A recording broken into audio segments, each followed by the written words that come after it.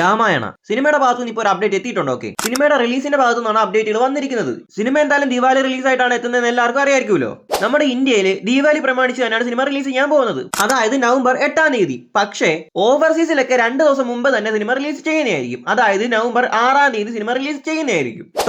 ടോക്സിക്കിന്റെ പുതിയൊരു ട്രെയിലർ ഇന്ന് വൈകിട്ട് 7:01 റിലീസ് ചെയ്യുന്നതായിരിക്കും. സിനിമ ഈ മാസം 26-ാം തീയതിയാണ് റിലീസ് ചെയ്യാനായിട്ട് പോകുന്നത്. KGF 2 കഴിഞ്ഞിട്ടുള്ള യാഷിന്റെ ഈ ഗ്യാപ്പ് ഈ 26-ാം തീയതി റിലീസ് ചെയ്യാൻ പോകുന്ന ടോക്സിക് കൊണ്ടും നവംബറിൽ റിലീസ് ചെയ്യാൻ പോകുന്ന രാമായണ കൊണ്ടും യാഷ് ആ ഗ്യാപ്പ് ഫില്ല് ചെയ്യുന്നതായിരിക്കും. ജനനായകന്റെ 15 ദിവസത്തെ വേൾഡ് വൈഡ് കളക്ഷൻ എത്രയാണെന്ന് നമുക്ക് നോക്കാം.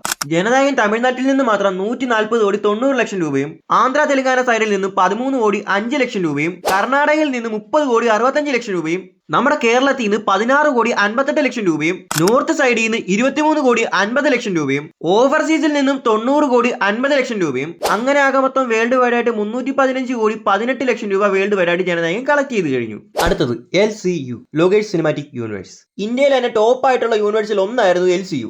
ലോകേഷ് തന്നെ ഉണ്ടാക്കിയ ഈ മഹാസാമ്രാജ്യം ലോകേഷ് തന്നെ തച്ചുടച്ചെന്ന് വേണമെങ്കിൽ പറയാം. ലിയോയുടെ ടൈം വരെ അല്ലെങ്കിൽ കൂലിക്ക് മുമ്പ് വരെ ലോകേഷ് ഒരു ബ്രാൻഡ് ആയിരുന്നു. കൂലിക്ക് ശേഷം കൈതിറ്റു ആരംഭിക്കുന്നു പറഞ്ഞിട്ട് നേരെ രജനീകാന്തിനെ വെച്ചൊരു സിനിമ എടുക്കാനായിട്ട് പോകുന്നു. അത് നടക്കാതെ വന്നപ്പോൾ അല്ലു അർജുന്റെ കൂടെ AA23 ചെയ്യാനായിട്ട് പോകുന്നു. അതിപ്പോ ഉടനെ ആരംഭിക്കാനായിട്ട് പോകുന്നു. റോളക്സിന്റെ സ്പിൻ ഓഫ് എന്നാണെന്ന് സൂര്യയോട് ചോദിക്കുമ്പോഴും കൈതിറ്റു എന്നായിരിക്കും കാർത്തിയോട് ചോദിക്കുമ്പോഴും അവർക്ക് അതിനെപ്പറ്റി ഒന്നും അറിയില്ലെന്നാണ് അവർ പറയുന്നത്.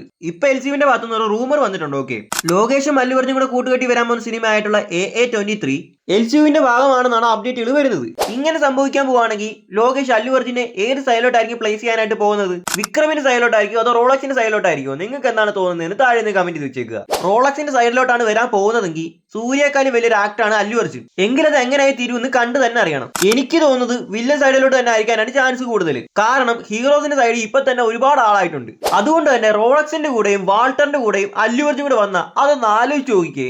ഇതൊന്നും സംഭവിക്കുമല്ലോന്നൊന്നും അറിഞ്ഞൂടാ, പക്ഷെ സംഭവിച്ചാൽ അടിപൊളിയായിരിക്കും. ஜனங்க செய்யற தப்புக்கு தான் போலீஸ்காரன் தேவை. நீ காட்டுல இருக்கிற மிருகம், உனக்கெல்லாம் போலீஸ்காரன் பத்தாதடா. வேற வேற வேற வேட்டக்காரன் தான்டா வேணும். അപ്പൊ ഇന്നത്തെ വീഡിയോ ഇത്രയുള്ളൂ. വീഡിയോ ഇഷ്ടപ്പെട്ട ലൈക്ക് ചെയ്യുക, ഷെയർ ചെയ്യുക, സബ്സ്ക്രൈബ് ചെയ്യുക. ചാനലിലുള്ള മറ്റ് വീഡിയോസ് കാണാൻ വേണ്ടി ശ്രമിക്കുക. അപ്പോൾ ഓക്കെ ഫ്രണ്ട്സ്.